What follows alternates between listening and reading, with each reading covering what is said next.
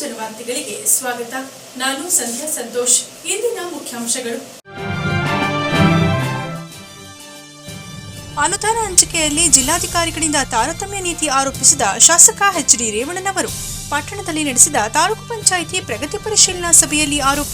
ಸರ್ಕಾರದ ಗ್ಯಾರಂಟಿ ಸಮಿತಿಯಿಂದ ಅಭಿವೃದ್ಧಿಯ ಹಿನ್ನಡೆಯಿಂದ ಅವರು.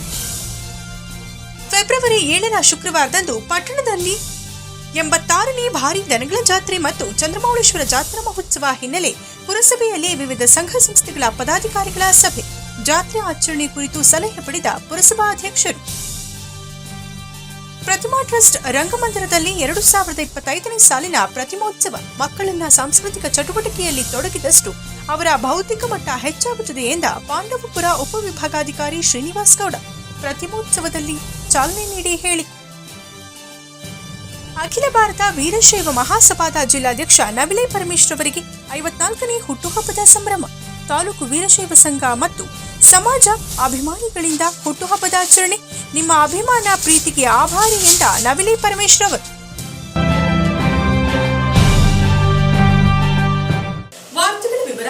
ಕ್ಷೇತ್ರವಾರು ಅನುದಾನ ಹಂಚಿಕೆಯಲ್ಲಿ ಜಿಲ್ಲಾಧಿಕಾರಿಗಳು ತಾರತಮ್ಯ ಮಾಡುತ್ತಿದ್ದು ತಮ್ಮ ಮನೆಯಿಂದ ಕೊಡುವ ರೀತಿ ವರ್ತಿಸುತ್ತಿದ್ದಾರೆ. ಜನಪ್ರತಿನಿಧಿಗಳ ಬಗ್ಗೆ ಅವರಿಗೆ ಗೌರವವಿಲ್ಲವೆಂದು ಶಾಸಕರಾದ ಎಚ್.ಡಿ. ರೇವಣ್ಣನವರು ಪಟ್ಟಣದಲ್ಲಿ ನಡೆದ ತಾಲೂಕು ಪಂಚಾಯಿತಿ ಪ್ರಗತಿ ಪರಿಶೀಲನಾ ಸಭೆಯಲ್ಲಿ ಆರೋಪ ಮಾಡಿದರು. ತಾಲೂಕು ಪಂಚಾಯಿತಿ ಸಭಾಂಗಣದಲ್ಲಿ ನಡೆದ ನಾನಾ ಇಲಾಖೆಗಳ ಪ್ರಗತಿ ಪರಿಶೀಲನಾ ಸಭೆಯಲ್ಲಿ ಮಾತನಾಡಿದ ಶಾಸಕರಾದ ರೇವಣ್ಣನವರು, ತಾಲೂಕಿನಲ್ಲಿ ಸಕ್ಕರೆ ಕಾರ್ಖಾನೆ ಇದ್ದು ಈ ವ್ಯಾಪ್ತಿಯ ಪ್ರಗತಿಗಾಗಿ ಕರನಿಧಿ 10 ಕೋಟಿ ರು ಬಿಡುಗಡೆಯಾಗಿದೆ. ಈ ಅನುದಾನವನ್ನು ಹಂಚಲು ಕಾರ್ಖಾನೆ ವ್ಯಾಪ್ತಿಯ ಶಾಸಕರಿನ ಸಭೆಗೆ ಆಹ್ವಾನಿಸುವುದು ಕಡ್ಡಾಯವಾಗಿದೆ. ನಮ್ಮನ್ನೇಕೆ ಸಭೆಗೆ ಕರೆಯುತ್ತಿಲ್ಲ? 2 ವರ್ಷದಿಂದ ಡಿಎಂಎಫ್ ಅನುದಾನ 6 ಕೋಟಿ ರು ಬಿಡುಗಡೆ ಮಾಡಿಲ್ಲ. ಇದರ ಉದ್ದೇಶವೇನು ಎಂದು ಪ್ರಶ್ನಿಸಿದ ಅವರು, ಶಾಸಕರೇನು ಇವರ ಗುಲಾಮರ ಎಂದು ತರಾಟೆಗೆ ತೆಗೆದುಕೊಂಡರು. ಹಾಸನ ವಿಮಾನ ನಿಲ್ದಾಣಕ್ಕೆ ಮೀಸಲಿರುವ ಜಾಗವನ್ನು ಕಬಳಿಸುತ್ತಿದ್ದಾರೆ. ಸಾಗುವಳಿ ಚೀಟಿ ಇಲ್ಲದೆಯೇ ಭೂಮಿಯನ್ನ ಮಂಜೂರು ಮಾಡಲಾಗುತ್ತಿದೆ. ಈ ಜಾಗದಲ್ಲಿ ದೊಡ್ಡಕೊಂಡಗೊಳದಲ್ಲಿ 94 ಎಕರೆ ಜಾಗವನ್ನು ಲೇಔಟ್ ಮಾಡಲು ನೀಡಲಾಗಿದೆ. ರಾಜ್ಯ ಸಚಿವರು ಹಾಗೂ ಕಾರ್ಯದರ್ಶಿ ತಮ್ಮ ಇಲಾಖೆಯನ್ನ ತಮ್ಮ ಹಿಡಿತದಲ್ಲಿಟ್ಟುಕೊಂಡಿದ್ದಾರೋ ಇಲ್ಲವೇ ಜಿಲ್ಲಾಧಿಕಾರಿಗಳಿಗೆ ಗುತ್ತಿಗೆ ಕೊಟ್ಟಿದ್ದಾರೋ ತಿಳಿಯುತ್ತಿಲ್ಲ ಎಂದು ಆರೋಪಿಸಿದರು. ಸಭೆಯಲ್ಲಿ ಕಂದಾಯ ಇಲಾಖೆ ಕಾರ್ಯದರ್ಶಿ ಕಠಾರಿಯಾ ಅವರಿಗೆ ದೂರವಾಣಿ ಕರೆ ಮಾಡಿ ರಾಜ್ಯದ ಮುಖ್ಯ ಕಾರ್ಯದರ್ಶಿ ಹಾಗೂ ನೀವು ಇಲ್ಲಿನ ವಿದ್ಯಮಾನಗಳ ಬಗ್ಗೆ ಪರಿಶೀಲನೆ ನಡೆಸಬೇಕು. ಇದೇ ರೀತಿ ಜಿಲ್ಲಾಧಿಕಾರಿಗಳ ವರ್ತನೆ ಮುಂದುವರೆದರೆ ಜೆಡಿಎಸ್ ಶಾಸಕರು ಜಿಲ್ಲಾಧಿಕಾರಿಗಳ ಕಚೇರಿ ಎದುರು ಧರಣಿ ನಡೆಸಬೇಕಾಗುತ್ತದೆ ಎಂದು ಎಚ್ಚರಿಸಿದರು. ಜಿಲ್ಲೆಯಲ್ಲಿ 566 ಅಂಗನವಾಡಿ ಸಹಾಯಕಿಯರು ಮತ್ತು 168 ಕಾರ್ಯಕರ್ತೆಯರ ಹುದ್ದೆಗಳು ಖಾಲಿ ಇದೆ. 2 ವರ್ಷವಾದರೂ ಜಿಲ್ಲಾಧಿಕಾರಿಗಳು ನೇಮಕಾತಿ ಮಾಡಿಲ್ಲ. ಉದ್ದೇಶಪೂರ್ವಕವಾಗಿ ತಡೆ ಹಿಡಿದಿದ್ದಾರೆಂಬ ಅನುಮಾನ ಕಾಡುತ್ತಿದೆ. ಇದು ಸರ್ಕಾರದ ಸಾಧನೆಯೇ ಎಂದರು. ತಾಲೂಕಿನಲ್ಲಿ 10ನೇ ತರಗತಿ ಫಲಿತಾಂಶ ಉತ್ತಮವಾಗಲು ಎಲ್ಲ ಅಗತ್ಯ ಕ್ರಮಗಳನ್ನು ಇಲಾಖೆ ತೆಗೆದುಕೊಳ್ಳಬೇಕು. ಕಲಿಕೆಯಲ್ಲಿ ಹಿಂದುಳಿದ ವಿದ್ಯಾರ್ಥಿಗಳತ್ತ ಹೆಚ್ಚಿನ ಗಮನ ಹರಿಸಿ ಅವರಿಗೆ ವಿಶೇಷ ತರಗತಿಗಳ ಮೂಲಕ ಹೆಚ್ಚು ಅಂಕ ಗಳಿಸಲು ನೆರವಾಗಬೇಕು. ದರಖಾಸ್ತು ಸಮಿತಿಯ ಮುಂದೆ 1354 ಅರ್ಜಿಗಳು ಸಲ್ಲಿಕೆಯಾಗಿದ್ದು ಅವುಗಳಲ್ಲಿ 1188 ಅರ್ಜಿಗಳನ್ನು ವಜಾ ಮಾಡಲಾಗಿದೆ. 32 ಮಂದಿಗೆ ಮಾತ್ರ ಭೂಮಿ ಹಂಚಿಕೆ ಮಾಡಲಾಗುವುದು. ಈ ಕಾರ್ಯ ಮಾಡುವಾಗ ನ್ಯಾಯಾಲಯದ ಸೂಚನೆಗಳನ್ನು ಚಾಚೂ ತಪ್ಪದೆ ಪಾಲಿಸಬೇಕೆಂದು ಶಾಸಕರಾದ ಎಚ್.ಡಿ. ರೇವಣ್ಣನವರು ಹೇಳಿದರು. ಇನ್ನು ತಾಲೂಕಿನಲ್ಲಿ 2,000 ಮಂದಿಗೆ ಗ್ಯಾರಂಟಿ ತಲುಪುತ್ತಿಲ್ಲ. ರಾಜ್ಯ ಸರ್ಕಾರ ಗ್ಯಾರಂಟಿ ಯೋಜನೆಗಳನ್ನು ಪ್ರಕಟಿಸುವ ಮೂಲಕ ಜನರ ಮೂಗಿಗೆ ತುಪ್ಪ ಸವರಿದೆ. ಇದಕ್ಕೊಂದು ಸಮಿತಿಯನ್ನ ಮಾಡಿ ಅವರಿಗೆ ಮಾಸಿಕ ಗೌರವಧನ ನೀಡುತ್ತಿರುವುದು ಸರ್ಕಾರದ ಭ್ರಷ್ಟಾಚಾರತೆಗೆ ಸಾಕ್ಷಿಯಾಗಿದೆ. ಗುತ್ತಿಗೆ ಆಧಾರದಲ್ಲಿ ನೇಮಕಗೊಂಡ ನಾನಾ ಇಲಾಖೆಗಳ ಸಿಬ್ಬಂದಿಗೆ ಸಕಾಲದಲ್ಲಿ ಗೌರವಧನ ಪಾವತಿ ಮಾಡಲು ಸರ್ಕಾರ ಅಸಮರ್ಥವಾಗಿದ್ದು ಜನರ ತೆರಿಗೆ ಹಣವನ್ನು ಬೇಕಾಬಿಟ್ಟಿ ವಿನಿಯೋಗ ಮಾಡುತ್ತಿರುವುದು ನಾಚಿಕೆಗೇಡಿನ ಸಂಗತಿಯಾಗಿದೆ ಎಂದು ಶಾಸಕರಾದ ಎಚ್.ಡಿ. ರೇವಣ್ಣನವರು ಟೀಕಿಸಿದರು. ಈ ಸಂದರ್ಭದಲ್ಲಿ ತಾಲೂಕು ಪಂಚಾಯಿತಿ ಕಾರ್ಯನಿರ್ವಹಣಾಧಿಕಾರಿ ಜೆ.ಆರ್. ಹರೀಶ್ ಇದ್ದರು.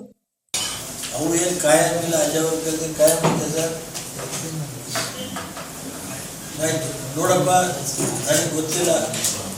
SLC PUC ಆಮೇಲೆ KPC ಶಾಲೆ ಮೊದಲು ಬರಬೇಕು. ಸ್ವಲ್ಪ ಚೆನ್ನಾಗಿ ಹಳ್ಳಿ ಕಡೆ ಎಲ್ಲ ಹೇಳ್ರಿ. ಆಮೇಲೆ ಸ್ವಲ್ಪ ನೀವು ಚೆನ್ನಾಗಿ ಬಂದರೆ ಅವರೇ ಬಂದು ಸೇರಿಸ್ತಾರೆ. PUC ಸ್ಪೆಷಲ್ ಕ್ಲಾಸ್ ಮಾಡಿಸಿ.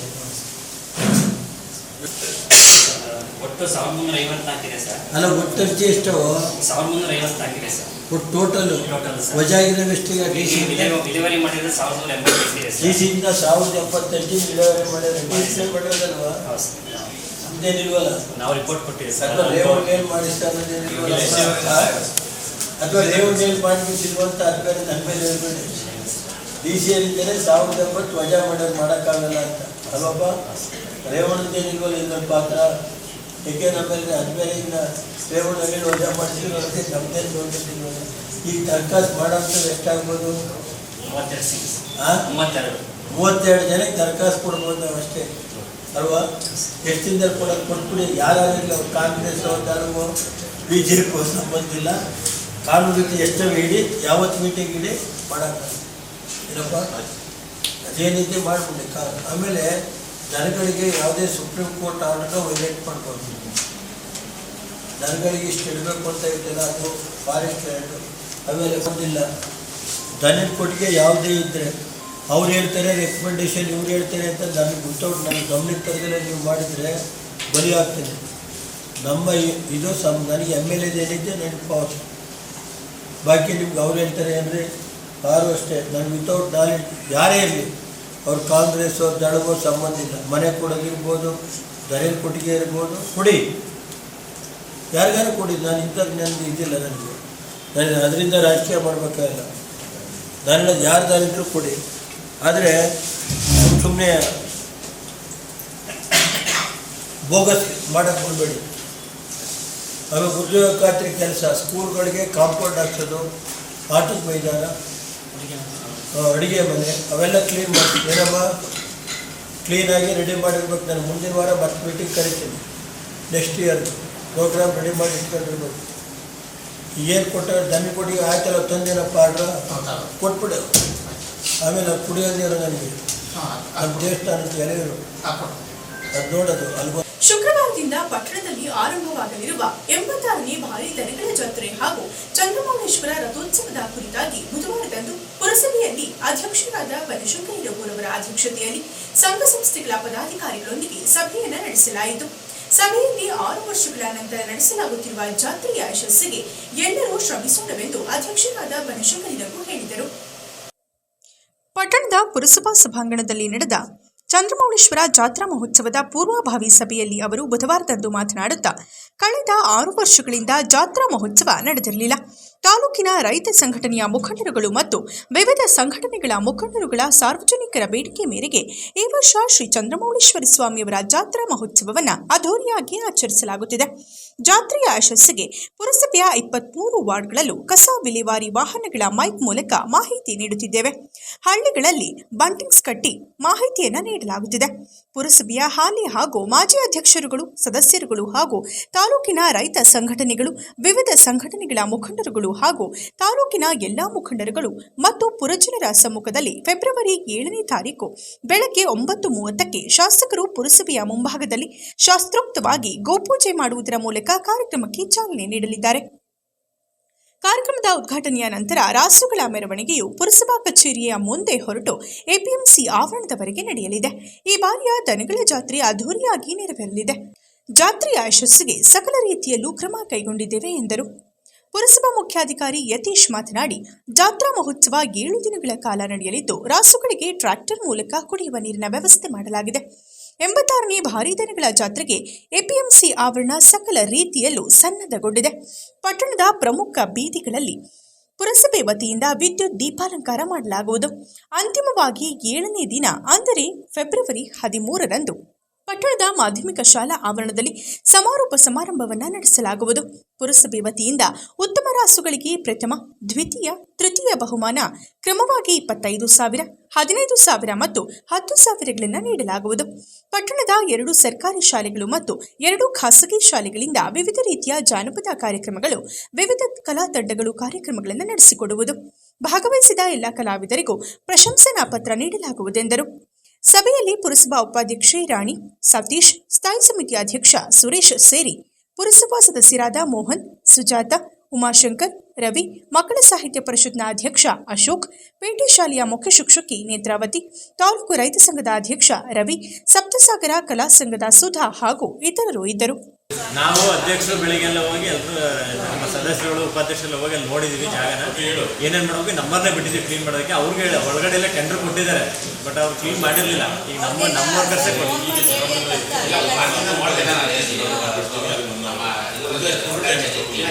ಮಾಡಿಸಿದ್ದಾರೆ, ಎಲ್ಲ ನೀಟಾಗಿ ಮಾಡಿಸಿದ್ದಾರೆ. ಆಯ್ತು ಸೆಕ್ರೆಟರಿ ಮಾಡ್ತಾ ಇದ್ದಾರೆ, JCB ಎಲ್ಲ ಕ್ಲೀನ್ ಮಾಡ್ತಾ ಇದ್ದಾರೆ, ಮರಿ ಗುಂಜೆ ಆಗ್ಬಿಟ್ಟಿದೆ ಎಲ್ಲ ಕ್ಲೀನ್ ಮಾಡಿಸ್ತಾ ಇದ್ದಾರೆ. ಮಾಡಿಸ್ತಾ ಇದ್ದಾರೆ. ಆಯ್ತು ಹಾಂ ಆಯ್ತು ದಯಮಾಡಿ ಸರ್ ನಿಮ್ಮದು ಏನಾದರೂ ಸಲಹೆ.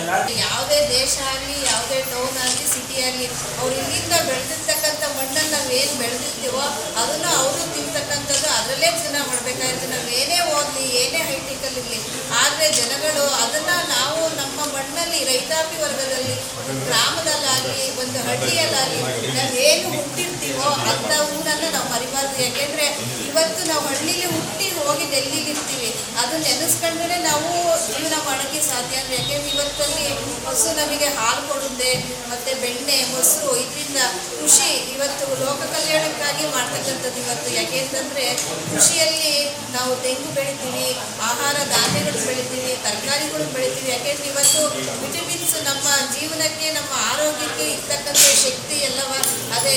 ದಯವಿಟ್ಟು ಇದನ್ನು ಯಾರು ತಪ್ಪು ತಿಳ್ಕೊಳ್ದಲೆಯ ಆದಷ್ಟು ಇವತ್ತು ಏನು ಈ ಒಂದು ಕಾರ್ಯಕ್ರಮ ಮಾಡಿದ್ದೀವಿ, ಎಲ್ಲರೂ ಇವತ್ತು ನಮಗೆ ರೈತ ಸಂಘದವರು ಮತ್ತು ಕಲಾ ತಂಡದವರು ಹೆಚ್ಚನ್ನು ಬಂದಿರೋದ್ರಿಂದ ಅವರು ಎಲ್ಲ ಮಾಡೋಣ ಅಂತ ಈ ಸಲ ಒಪ್ಪಿಗೆ ಕೊಟ್ಟಿದ್ದಾರೆ.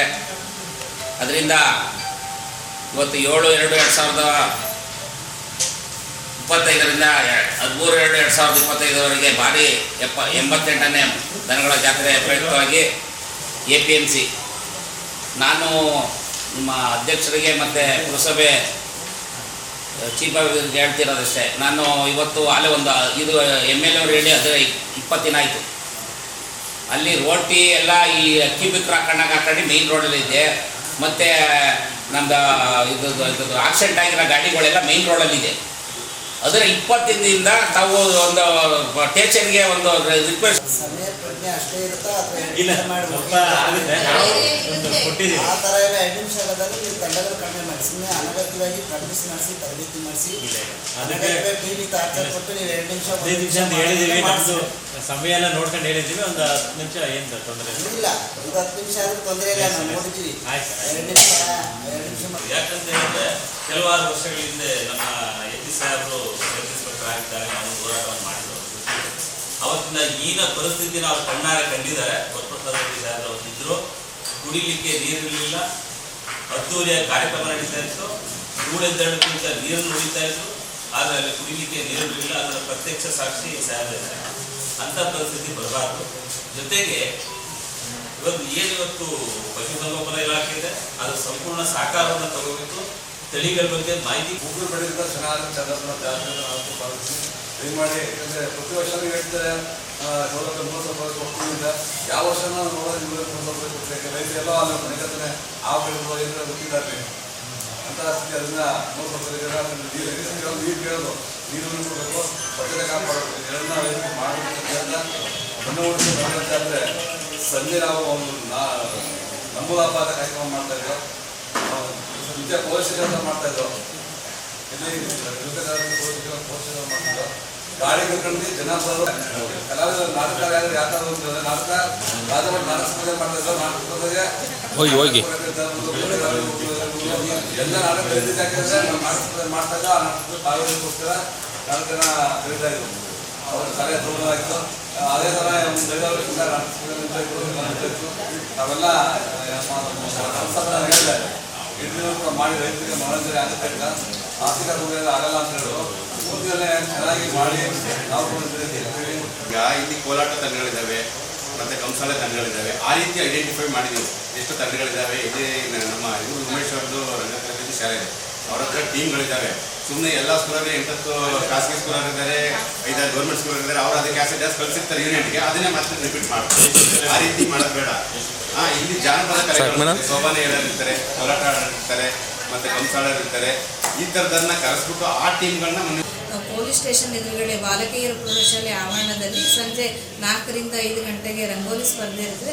ನಂತರ ಸಮಾರೋಪ ಸಮಾರಂಭ ಹಾಗೆ ಸಾಂಸ್ಕೃತಿಕ ಕಾರ್ಯಕ್ರಮ ಇರುತ್ತದೆ. ದಯವಿಟ್ಟು ಇವತ್ತು ಎಲ್ಲರೂ ನಮ್ಮ ಚನ್ನರಾಯಪಟ್ಟಣ ತಾಲೂಕಿನಲ್ಲಿ ಎಲ್ಲ ಸಾರ್ವಜನಿಕರು, ಎಲ್ಲ ಸ್ನೇಹದವರು, ಎಲ್ಲ ಸಂಘ ಸಂಸ್ಥೆಗಳು, ರೈತಾಪಿ ವರ್ಗದವರು ಈ ಒಂದು ಕಾರ್ಯಕ್ರಮಕ್ಕೆ ಬಂದು ಎಲ್ಲರೂ ಹಸುಗಳನ್ನು ತಂದು ಒಂದು ಯಶಸ್ವಿಯಾಗಿ ನಮಗೆ ಜಾತ್ರೆಯನ್ನು ಮಾಡಿಕೊಳ್ಳಿ ಅಂತ ಕೇಳ್ತಾ, ಹಾಗೆ ನಮ್ಮ ಎಲ್ಲ ಸದಸ್ಯರುಗಳ ಸಹಕಾರ, ಸಿಬ್ಬಂದಿ ವರ್ಗದ ಸಹಕಾರ ಇರಲಿ ಅಂತ ಕೇಳ್ತಾ ನನ್ನೆರಡು ಮಾತನ್ನು ಮುಗಿಸ್ತೀನಿ. ಎಲ್ಲರಿಗೂ ನಮಸ್ಕಾರ. 86ನೇ ಬಾರಿ ದನಗಳ ಜಾತ್ರೆ ಪ್ರಯುಕ್ತ ನಾವು ಇವತ್ತು ಶ್ರೀ ಚಂದ್ರಮೌಳೇಶ್ವರ ರಥೋತ್ಸವ ಪ್ರಯುಕ್ತ ದನಗಳ ಜಾತ್ರೆಯನ್ನು ಚನ್ನರಾಯಪಟ್ಟಣ APMC ಆವರಣದಲ್ಲಿ ಏರ್ಪಡಿಸಿದ್ದೀವಿ.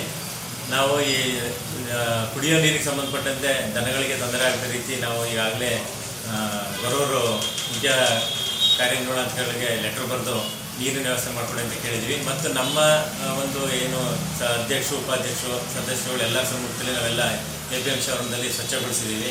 ಮತ್ತು ಕುಡಿಯೋ ನೀರಿನ ವ್ಯವಸ್ಥೆ ಮಾಡ್ತಾಯಿದ್ದೀವಿ. ಮತ್ತು ಟೌನು ಪಟ್ಟಣದಲ್ಲಿ ಎಲ್ಲ ಮುಖ್ಯ ರಸ್ತೆಯಲ್ಲಿ ವಿದ್ಯುತ್ ವ್ಯವಸ್ಥೆ ಮಾಡಿದ್ದೀವಿ. ಆದ್ದರಿಂದ ಹೆಚ್ಚಿನ ಸಂಖ್ಯೆಯಲ್ಲಿ ದನಗಳನ್ನು ಕರೆತಂದು ಈ ಒಂದು ಜಾತ್ರೆಯನ್ನು ಯಶಸ್ವಿಗೊಳಿಸಬೇಕಂತೇಳಿ ತಮ್ಮೆಲ್ಲರಲ್ಲಿ ನಾನು ಕಳಕಳಿಯಿಂದ ಮನವಿ ಮಾಡಿಕೊಡ್ತೇನೆ.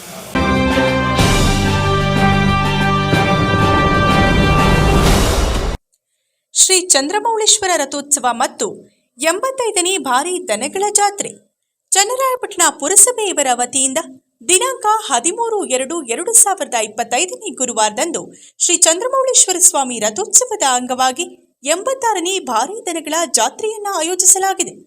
ದಿನಾಂಕ 7/2/2025ರಿಂದ 13/2/2025ರವರೆಗೆ ನಡೆಯುವ ಜಾತ್ರೆಯಲ್ಲಿ ತಾಲೂಕು, ಅಕ್ಕಪಕ್ಕದ ತಾಲೂಕು ಹಾಗೂ ಹೊರ ಜಿಲ್ಲೆಗಳಿಂದ ತಮ್ಮ ರಾಸುಗಳನ್ನು ಕಟ್ಟಿ ವ್ಯಾಪಾರ ಮತ್ತು ಪ್ರದರ್ಶನಕ್ಕೆ ಅವಕಾಶವಿದೆ. ಜಿಲ್ಲೆಯಲ್ಲಿ ಭಾಗವಹಿಸುವ ಉತ್ತಮ ರಾಸುಗಳಿಗೆ ಪುರಸಭೆ ಮತ್ತು APMC ವತಿಯಿಂದ ಬಹುಮಾನ ನೀಡಲಾಗುವುದು. ಜಾತ್ರೆ ನಡೆಯುವ 7 ದಿನಗಳು ಪ್ರತಿದಿನ ಸಂಜೆ 6 ಗಂಟೆಗೆ ಪಟ್ಟಣದ ಮಾಧ್ಯಮಿಕ ಶಾಲಾ ಆವರಣದಲ್ಲಿ ನಿರ್ಮಿಸಲಾಗಿರುವ ಅಲಂಕೃತ ವೇದಿಕೆಯಲ್ಲಿ ಪುರಸಭೆ, ಸ್ನೇಹ ಬಳಗ ಇವರ ಸಹಯೋಗದಲ್ಲಿ ಸಾಂಸ್ಕೃತಿಕ ಕಾರ್ಯಕ್ರಮಗಳನ್ನು ಏರ್ಪಡಿಸಲಾಗಿದೆ. ಸರ್ವರಿಗೂ ಸುಸ್ವಾಗತವನ್ನ ಬಯಸುವವರು ದನಗಳ ಜಾತ್ರಾ ಸಮಿತಿಯ ಅಧ್ಯಕ್ಷರಾದ ಶ್ರೀಮತಿ ಬನಶಂಕರಿ ರಘು, ಉಪಾಧ್ಯಕ್ಷರಾದ CR ಸುರೇಶ್, ಕಾರ್ಯದರ್ಶಿಯಾದ CN ಮೋಹನ್, ಖಜಾಂಚಿ CS ಪ್ರಕಾಶ್ ಹಾಗೂ ಸಾಂಸ್ಕೃತಿಕ ಕಾರ್ಯಕ್ರಮ ಸಮಿತಿಯ ಅಧ್ಯಕ್ಷರಾದ ಶ್ರೀಮತಿ ರಾಣಿ ಕೃಷ್ಣ, ಉಪಾಧ್ಯಕ್ಷರಾದ HN ನವೀನ್, ಕಾರ್ಯದರ್ಶಿಯಾದ CN ಶಶಿಧರ್ ಹಾಗೂ ಖಜಾಂಚಿಯಾದ ಯೋಗೇಶ್ ಹಾಗೂ ಎಲ್ಲ ಪುರಸಭಾ ಸದಸ್ಯರು, ನಾಮಿನಿ ಸದಸ್ಯರು ಮತ್ತು ಪುರಸಭಾ ಮುಖ್ಯಾಧಿಕಾರಿಗಳಾದ ಶ್ರೀ ಯತೀಶ್ ಕುಮಾರ್.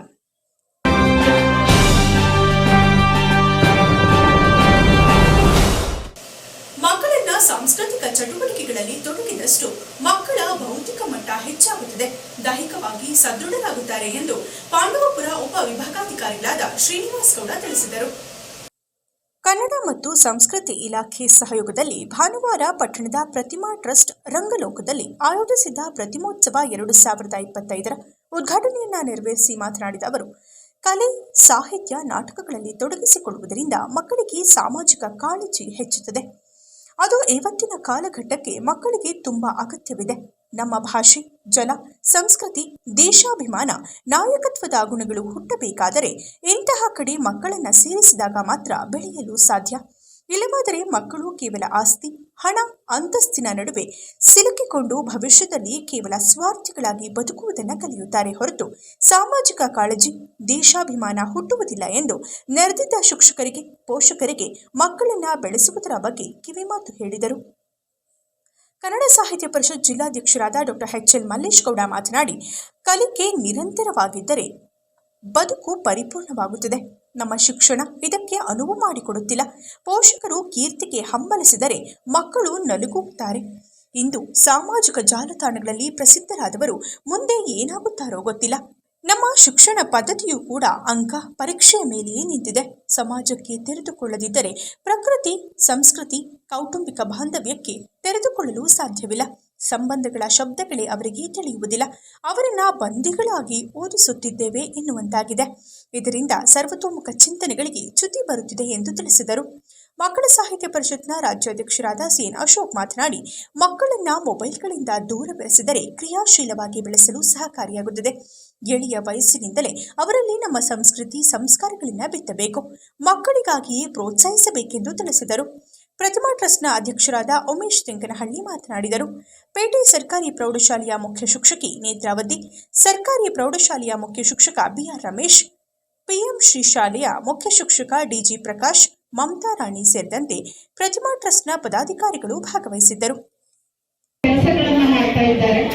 ವಿಶೇಷ ಏನು ಅಂತಂದ್ರೆ ಸರ್ಕಾರಿ ಶಾಲೆಯ ಮಕ್ಕಳನ್ನು ತೊಡಗಿಸ್ಕೊಳ್ತಾ ಇರ್ತಕ್ಕಂಥದ್ದು ಬಹಳ ಹೆಮ್ಮೆ ವಿಷಯ ಅಂತ ಹೇಳಿಕೆ ಇಷ್ಟಪಡ್ತೇನೆ. 2022-23ರಲ್ಲಿ ನಮ್ಮ ಶಾಲೆಯಲ್ಲಿ ಕೂಡ ಒಂದು ಶಿಬಿರವನ್ನ ಮಾಡಿದ್ರು. ನಾನು ಆಗಷ್ಟೇ ಬಂದಿದ್ದೆ, ಹಾಗಾಗಿ ಅದು ಅಷ್ಟೊಂದು ನನಗೆ ಟಚ್ ಆಗಲಿಲ್ಲ. ಬಟ್ ಪ್ರತಿ ವರ್ಷ ನಾನು ಅವರ ಕಾರ್ಯಕ್ರಮಗಳಲ್ಲಿ ಭಾಗವಹಿಸ್ತಾ ಇದ್ದೇನೆ, ನೋಡ್ತಾ ಇದ್ದೇನೆ ಅವ್ರು ಏನು ಕಾರ್ಯಕ್ರಮಗಳನ್ನ ಮಾಡ್ತಾ ಇದ್ದಾರೆ ಅಂತ. ಮಕ್ಕಳಲ್ಲಿರ್ತಕ್ಕಂತಹ ಕ್ರಿಯಾಶೀಲತೆಯನ್ನ ಹೊರತೆಗಿತಕ್ಕಂತಹ ಒಂದು ಪ್ರಯತ್ನದಲ್ಲಿ ಅವರಿದ್ದಾರೆ. ಹಾಗಾಗಿ ಸುಮಾರು 16 ವರ್ಷಗಳಿಂದ ಈ ಕಾರ್ಯಕ್ರಮ ಮಾಡ್ತಾ ಬಂದಿದ್ದಾರೆ ಅಂತ ಹೇಳಿ ನಾನಾದ್ರೂ ಭಾವಿಸ್ತೇನೆ. ಇದು ನಮ್ಮ ರಂಗಮಂದಿರ, ರಂಗಲೋಕ ಕನಸಿನ ಕೂಸಿದು. ನಮ್ಮ ಕನಸಿನ ಇರುವ ಜಾಗದಲ್ಲಿ ಇರುವ ವ್ಯವಸ್ಥೆಯಲ್ಲಿ ನಮ್ಮ ರಂಗಮಂದಿರವನ್ನು ಕಟ್ಟು ಸರ್ಕಾರಿ ಶಾಲಾ ಕಾಲೇಜು ಮಕ್ಕಳಿಗೆ ಫ್ರೀಯಾಗಿ ಇಲ್ಲಿ ತರಬೇತಿ ಶಿಬಿರ ಆಗಬೇಕು ಅನ್ನೋ ಒಂದು ಕಾರಣಕ್ಕೆ ಈ ರಂಗಶಾಲೆಯನ್ನು ಮಾಡಿದ್ವಿ. ನಾನು NST ಮುಗಿಸ್ಕೊಂಡು ಬಂದಾಗ ನನಗೆ ಬರಡು ಭೂಮಿಯ ಜಾಗ ಇಲ್ಲ. ನನ್ನ NSTಯಲ್ಲಿ ಆಯ್ಕೆ ಆದಾಗ ನನಗೆ ಚಂದ್ರಶೇಖರ್ ಕಂಬಾರು, ಬಿ ಜಯಶ್ರೀ ಮತ್ತೆ ಚಿದಂಬರಂ ಜೊತೆ ಅವರು ನನ್ನ ಇಂಟರ್ವ್ಯೂ ಮಾಡಿ ಸೆಲೆಕ್ಟ್ ಮಾಡಿ. ಅವರಿಗೆ ಆಶ್ಚರ್ಯ, ಹಾಸನದಿಂದ ಏನೊಬ್ಬರು ಸೆಲೆಕ್ಟ್ ಆಗಿದ್ರು, ಇದುವರೆಗೂ ಹಾಸನದಿಂದ ಯಾರೂ ಬಂದಿಲ್ಲ ಅಂತ.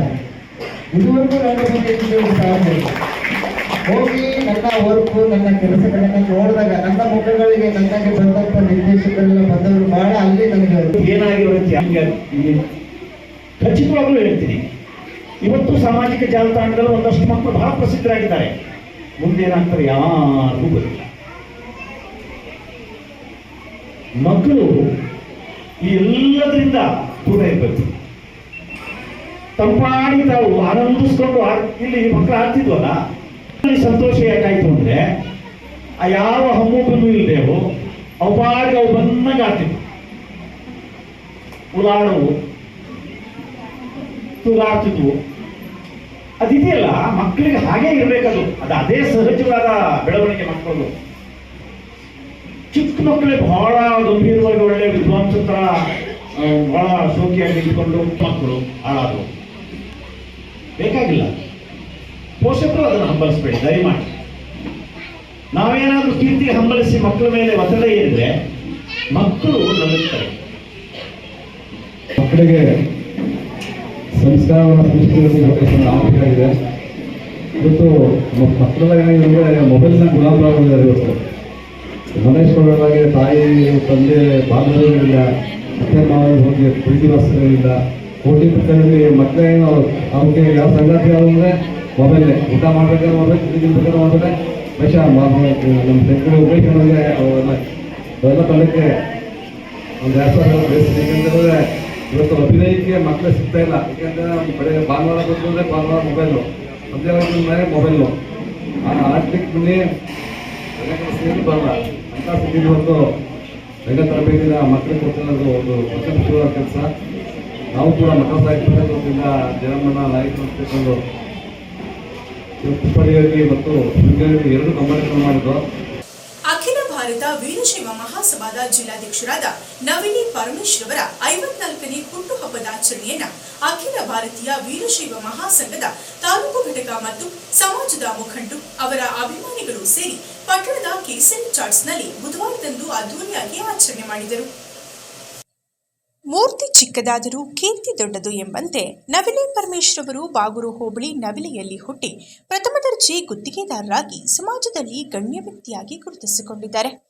ಅವರು ವೀರಶೈವ ಸಮಾಜವನ್ನು ಸಂಘಟಿಸುವ ಕೆಲಸವನ್ನು ಆರಂಭದ ದಿನಗಳಿಂದಲೂ ಮಾಡುತ್ತಾ ಬಂದಿರುವ ಅವರ ಕಾರ್ಯವೈಖರಿಯನ್ನ ಮೆಚ್ಚಿ ಅಖಿಲ ಭಾರತ ವೀರಶೈವ ಮಹಾಸಭಾದ ತಾಲೂಕು ಅಧ್ಯಕ್ಷರಾಗಿ ಒಳ್ಳೆಯ ಹೆಸರು ಪಡೆದವರು. ಅವರ ಸಂಘಟನಾ ಚತುರತೆಯನ್ನ ಕಂಡು ಕಳೆದ ವರ್ಷ ಜಿಲ್ಲಾ ವೀರಶೈವ ಮಹಾಸಭಾದ ಅಧ್ಯಕ್ಷರಾಗಿ ಆಯ್ಕೆಯಾಗಿ ಜಿಲ್ಲೆಯಲ್ಲೆಲ್ಲ ಸಮಾಜವನ್ನ ಸಂಘಟಿಸುವ ಕೆಲಸ ಮಾಡುತ್ತಿದ್ದಾರೆ. ಅವರೀಗ ತಮ್ಮ 54ನೇ ಹುಟ್ಟುಹಬ್ಬದ ಪಾದಾರ್ಪಣೆ ಮಾಡಿರುವ ಹಿನ್ನೆಲೆಯಲ್ಲಿ ಅವರ ಹುಟ್ಟುಹಬ್ಬದ ಆಚರಣೆಯನ್ನ ಜಿಲ್ಲೆಯಲ್ಲಿ ಜಿಲ್ಲಾ ಸಂಘದಿಂದ ಆಚರಿಸಿಕೊಂಡು ಮಧ್ಯಾಹ್ನದ ವೇಳೆಗೆ ಪಟ್ಟಣಕ್ಕೆ ಆಗಮಿಸಿದ ಅವರು ತಾಲೂಕು ವೀರಶೈವ ಮಹಾಸಭಾದ ತಾಲೂಕು ಘಟಕ ವೀರಶೈವ ಸಮಾಜದ ಮುಖಂಡರು, ಅವರ ಸ್ನೇಹಿತರು, ಅಭಿಮಾನಿಗಳು ಮತ್ತು ವಿವಿಧ ಸಂಘಟನೆಗಳ ಪದಾಧಿಕಾರಿಗಳು ಸೇರಿ ಪಟ್ಟಣದ ಗ್ರಾಮಾಂತರ ಠಾಣೆ ಎದುರಿನ ಕೇಸರಿ ಚಾಟ್ಸ್ನಲ್ಲಿ ಅದ್ಧೂರಿಯಾಗಿ ಆಚರಿಸಿಕೊಂಡರು. ನೂರಾರು ಮಂದಿ ಸೇರಿ ಅವರಿಂದ ಕೇಕ್ ಕತ್ತರಿಸಿ ಸಿಹಿ ತಿನ್ನಿಸಿ ಸನ್ಮಾನಿಸಿ ಶುಭಾಶಯ ಕೋರಿದರು. ಮುಖಂಡರಾದ ಎಂಜಿ ಬಸವರಾಜ್ ಮಾತನಾಡಿ, ಸಂಘಟನೆಯಲ್ಲಿ ಚುರುಕಾಗಿರುವ, ಸಂಘದ ಕೆಲಸವನ್ನ ಪ್ರಾಮಾಣಿಕವಾಗಿ ಮಾಡಿ ಸಮಾಜಕ್ಕೆ ಕೀರ್ತಿ ತಂದಿರುವ ನವಿಲೆ ಪರಮೇಶ್ವರ್ ಅವರು ಜಿಲ್ಲಾಧ್ಯಕ್ಷರಾಗಿ ಜಿಲ್ಲಾ ಕೇಂದ್ರದಲ್ಲಿ ವೀರಶೈವ ಸಮಾಜದ ಸಮುದಾಯ ಭವನ ನಿರ್ಮಾಣಕ್ಕೆ ಶ್ರಮಿಸುತ್ತಿದ್ದಾರೆ. ಅವರೊಂದಿಗೆ ಇಡೀ ಸಮಾಜವೇ ಇದ್ದು ಅವರ ಕೆಲಸಗಳಿಗೆ ಸದಾ ಸಹಕಾರ ಕೊಡುವ ಕೆಲಸವನ್ನ ಸಮಾಜ ಮಾಡುತ್ತದೆ ಎಂದು ಅವರ ಸ್ನೇಹಿತರು ಹಾರೈಸಿದರು. ಇನ್ನು ನವಿಲೆ ಪರಮೇಶ್ವರ್ ಅವರು ಮಾತನಾಡಿ, ಸ್ನೇಹಿತರು, ಸಮಾಜದ ಗಣ್ಯರು, ಮುಖಂಡರು, ಅಭಿಮಾನಿಗಳ ಪ್ರೀತಿ ಆರೈಕೆಗೆ ಆಭಾರಿಯಾಗಿದ್ದೇನೆ. ನನಗೆ ಚನ್ನರಾಯಪಟ್ಟಣ ಸೇರಿದಂತೆ ತಿಪಟೂರಿನಲ್ಲಿಯೂ ಹೆಚ್ಚು ಪ್ರೀತಿ ವಿಶ್ವಾಸ ಗಳಿಸಿದ್ದೇನೆ ಎಂದು ಹುಟ್ಟುಹಬ್ಬದ ಆಚರಣೆ ಮಾಡಿಕೊಂಡವನಲ್ಲ, ಆದರೆ ಈ ಬಾರಿ ಸಮಾಜದ ಮಂದಿ ಸೇರಿ ಆಚರಿಸುತ್ತಿರುವುದಕ್ಕೆ ಋಣಿಯಾಗಿದ್ದೇನೆ ಎಂದರು.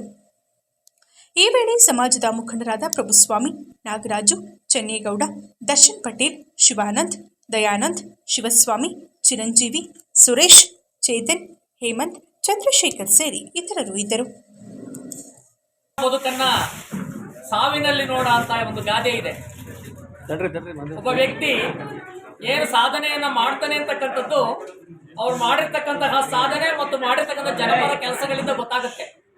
ಮೂಲತಃ ಪರಮೇಶ್ವರ್ ಅವರು ನವಿಲೆಯಲ್ಲಿ 1970ನೇ ಇಸ್ವಿಯಲ್ಲಿ ಜನ್ಮವನ್ನು ತಾಳಿ NS ನಾಗಪ್ಪ ಮತ್ತು ರತ್ನಮ್ಮರ 5ನೇ ಪುತ್ರರಾಗಿ ಜನಿಸಿ ನವಿಲೆಯಲ್ಲಿಯೇ ಪ್ರಾಥಮಿಕ ಮತ್ತು ಮಾಧ್ಯಮಿಕ ಶಾಲೆಯನ್ನು ಮುಗಿಸಿ ಅಮರಗಿರಿ ರಂಗನಾಥ ಪ್ರೌಢಶಾಲೆಯಲ್ಲಿ SSLCಯಲ್ಲಿ ಉನ್ನತ ಶ್ರೇಣಿಯಲ್ಲಿ ತೇರ್ಗಡೆಯನ್ನು ಹೊಂದಿ ಬ್ಯಾಡ್ಮಿಂಟನ್ ಮತ್ತು ವಾಲಿಬಾಲ್ಗಳಲ್ಲಿ ಸಕ್ರಿಯವಾಗಿ ತೊಡಗಿಸಿಕೊಂಡು ತಾಲೂಕು ಮಟ್ಟದಲ್ಲಿ ವಿಜೇತರಾಗಿ ಅಲ್ಲಿಂದ PUCಗೆ ಚನ್ನರಾಯಪಟ್ಟಣದ ಹೆಸರಾಂತ ವಿದ್ಯಾಸಂಸ್ಥೆಯಾಗಿರ್ತಕ್ಕಂತಹ ನವೋದಯ ವಿದ್ಯಾಸಂಸ್ಥೆಯಲ್ಲಿ ಪ್ರಥಮ PUC ಮತ್ತು ದ್ವಿತೀಯ PUCಯನ್ನು ಮುಗಿಸಿ ದ್ವಿತೀಯ PUCಯಲ್ಲಿ ಪ್ರಥಮ ಶ್ರೇಣಿಯಲ್ಲಿ ತೇರ್ಗಡೆಯನ್ನು ಹೊಂದಿದ್ರು. ಅದಾದ ನಂತರ ನಮ್ಮ ಹೆಸರಾಂತ ಕಲ್ಪತರು ಕಾಲೇಜ್ ಆಗಿರ್ತಕ್ಕಂಥ ತಿಪಟೂರಿನಲ್ಲಿ ನಾನು ಓದಿರ್ತಕ್ಕಂಥ ಕಾಲೇಜಿನಲ್ಲಿ ನನಗೆ 10 ವರ್ಷ ಜೂನಿಯರ್ ಆಗಿರ್ತಕ್ಕಂತಹ ಪರಮೇಶ್ವರ್ ಅವರು ಅದೇ ಕಾಲೇಜಿನಲ್ಲಿ ಓದಿ ಅಲ್ಲಿ ಸಕ್ರಿಯವಾಗಿ ಅಲ್ಲಿ SFI ಮತ್ತು ABVP ಅಂತಕ್ಕಂತಹ ಸಂಘಟನೆಗಳು ಭಾರಿ ಪ್ರಮಾಣದಲ್ಲಿ ನಡೀತಾ ಇತ್ತು. ಹಳ್ಳಿ ಮತ್ತು ಪಟ್ಟಣ ಅಂತಕ್ಕಂತಹ ಘರ್ಷಣೆಗಳು ತುಂಬಾ ನಡೀತಾ ಇತ್ತು ಕಲ್ಪತರು ಕಾಲೇಜಿನಲ್ಲಿ. ಆ ಒಂದು ಹಂತದಲ್ಲಿ ನಾವೆಲ್ಲ ಹೊರಭಾಗಕ್ಕೆ ಬಂದಂತ ಪ್ರಸಂಗದಲ್ಲಿ ಇವರು ಅಲ್ಲಿ ಒಂದು ಸ್ಟೂಡೆಂಟ್ಸ್ ಯೂನಿಯನ್ ಅಂತ ಏನಿತ್ತು ಅದರಲ್ಲಿ ತೊಡಗಿಸಿಕೊಂಡು ಅದರಲ್ಲಿ ಚುನಾವಣೆಯಲ್ಲಿ ಗೆದ್ದು ವಿಜೇತರಾಗಿದ್ರು. ಆಶೀರ್ವದಿಸಲು ಹಾರೈಸಲು ಬಂದಿರತಕ್ಕಂಥ ನಿಮ್ಮೆಲ್ಲರಿಗೂ ನನ್ನ ಹೃತ್ಪೂರ್ವಕ ಅಭಿನಂದನೆಗಳು ಮತ್ತು ಧನ್ಯವಾದಗಳನ್ನು ತಿಳಿಸ್ತೀನಿ. ನಾನು ಚನ್ನರಾಯಪಟ್ಟಣ ತಾಲೂಕಲ್ಲಿ ಹುಟ್ಟಿ ಎಲ್ಲ ಹೇಳಿದ್ದಾರೆ ನಮ್ಮ ಮಾಸ್ಟ್ರು. ಚನ್ನರಾಯಪಟ್ಟಣದಲ್ಲಿ ಎಷ್ಟು ಜನದ ಜೊತೆ ಪರಿಚಯ, ಎಷ್ಟು ಜನದ ಜೊತೆ ವಿಶ್ವಾಸವಾಗಿದ್ದೀನೋ ಅದಕ್ಕಿಂತ ಜಾಸ್ತಿ ತಿಪ್ಪರಲ್ಲೂ ಇದ್ದೀನಿ. ನನಗೆ ಎಲ್ಲ ನಮ್ಮ ತಂದೆ ತಾಯಿ, ನಮ್ಮ ನಾಗೇಶ್ವರ ಸ್ವಾಮಿ ಆಶೀರ್ವಾದದಿಂದ ನಾನು ಯಾವುದೇ ಕಪ್ಪು ಚುಕ್ಕಿ ಇಲ್ಲದಂಗೆ ಇಷ್ಟು ವರ್ಷ ನಡ್ಕೊಂಬಂದಿದ್ದೀನಿ. ತಮ್ಮೆಲ್ಲರ ವಿಶ್ವಾಸನ ಗಳಿಸಿದ್ದೀನಿ. ಇದೇ ರೀತಿ ಎಲ್ಲರ ಜೊತೆ ಹೊಂದ್ಕೊಂಡು ಪ್ರೀತಿ ಪಾತ್ರನಾಗಿ ಎಲ್ಲ ಸಮಾಜದಲ್ಲಿ ಎಲ್ಲರ ಜೊತೆ ಹೊಂದ್ಕೊಂಡು ಹೋಗೋಂಥ ಶಕ್ತಿನ ಭಗವಂತ ನನಗೆ ಕೊಡಲಿ. ನನಗೆ ಎಲ್ಲರಿಗೂ ಚೆನ್ನಾಗಿ ಒಳ್ಳೇದು ಮಾಡಲಿ ಅಂತ ಹೇಳಿ ಪ್ರಾರ್ಥಿಸ್ಕೊಂಡು ನನಗೆ ಮಾತಾಡೋದು ಕಾರ್ಯಕ್ರಮಗಳು ಜಾಸ್ತಿ ಇದೆ. ಎಲ್ಲರಿಗೂ ಒಳ್ಳೇದಾಗಲಿ ಅಂತ ಹೇಳಿ ಕೊನೆಯಲ್ಲಿ ಮತ್ತೊಮ್ಮೆ ಮುಖ್ಯಾಂಶಗಳು. ಅನುದಾನ ಹಂಚಿಕೆಯಲ್ಲಿ ಜಿಲ್ಲಾಧಿಕಾರಿಗಳಿಂದ ತಾರತಮ್ಯ ನೀತಿ ಆರೋಪಿಸಿದ ಶಾಸಕ ಎಚ್.ಡಿ. ರೇವಣ್ಣನವರು ಪಟ್ಟಣದಲ್ಲಿ ನಡೆಸಿದ ತಾಲೂಕು ಪಂಚಾಯಿತಿ ಪ್ರಗತಿ ಪರಿಶೀಲನಾ ಸಭೆಯಲ್ಲಿ ಆರೋಪ. ಸರ್ಕಾರದ ಗ್ಯಾರಂಟಿ ಸಮಿತಿಯಿಂದ ಅಭಿವೃದ್ಧಿಯ ಹಿನ್ನಡೆ ಎಂದ ಅವರು. ಫೆಬ್ರವರಿ 7ರ ಶುಕ್ರವಾರದಂದು ಪಟ್ಟಣದಲ್ಲಿ 86ನೇ ಭಾರಿ ದನಗಳ ಜಾತ್ರೆ ಮತ್ತು ಚಂದ್ರಮೌಳೇಶ್ವರ ಜಾತ್ರಾ ಮಹೋತ್ಸವ ಹಿನ್ನೆಲೆ ಪುರಸಭೆಯಲ್ಲಿ ವಿವಿಧ ಸಂಘ ಸಂಸ್ಥೆಗಳ ಪದಾಧಿಕಾರಿಗಳ ಸಭೆ. ಜಾತ್ರೆ ಆಚರಣೆ ಕುರಿತು ಸಲಹೆ ಪಡೆದ ಪುರಸಭಾಧ್ಯಕ್ಷರು. ಪ್ರತಿಮಾ ಟ್ರಸ್ಟ್ ರಂಗಮಂದಿರದಲ್ಲಿ 2025ನೇ ಸಾಲಿನ ಪ್ರತಿಮೋತ್ಸವ. ಮಕ್ಕಳನ್ನ ಸಾಂಸ್ಕೃತಿಕ ಚಟುವಟಿಕೆಯಲ್ಲಿ ತೊಡಗಿದಷ್ಟು ಅವರ ಭೌತಿಕ ಮಟ್ಟ ಹೆಚ್ಚಾಗುತ್ತದೆ ಎಂದ ಪಾಂಡವಪುರ ಉಪವಿಭಾಗಾಧಿಕಾರಿ ಶ್ರೀನಿವಾಸ್ ಗೌಡ. ಪ್ರತಿಮೋತ್ಸವದಲ್ಲಿ ಚಾಲನೆ ನೀಡಿ ಹೇಳಿ. ಅಖಿಲ ಭಾರತ ವೀರಶೈವ ಮಹಾಸಭಾದ ಜಿಲ್ಲಾಧ್ಯಕ್ಷ ನವಿಲೆ ಪರಮೇಶ್ವರ್ ಅವರಿಗೆ 54ನೇ ಹುಟ್ಟುಹಬ್ಬದ ಸಂಭ್ರಮ. ತಾಲೂಕು ವೀರಶೈವ ಸಂಘ ಮತ್ತು ಸಮಾಜ ಅಭಿಮಾನಿಗಳಿಂದ ಹುಟ್ಟುಹಬ್ಬದ ಆಚರಣೆ. ನಿಮ್ಮ ಅಭಿಮಾನ ಪ್ರೀತಿಗೆ ಆಭಾರಿ ಎಂದ ನವಿಲೆ ಪರಮೇಶ್ವರ್ ಅವರು. ಇದರೊಂದಿಗೆ ವಾರ್ತಾ ಪ್ರಸಾರ ಮುಕ್ತಾಯವಾಯಿತು. ಮತ್ತೆ ನಿಮ್ಮ ಭೇಟಿ ಮುಂದಿನ G4 ಜನವಾರ್ತೆಯಲ್ಲಿ. ವಂದನೆಗಳು.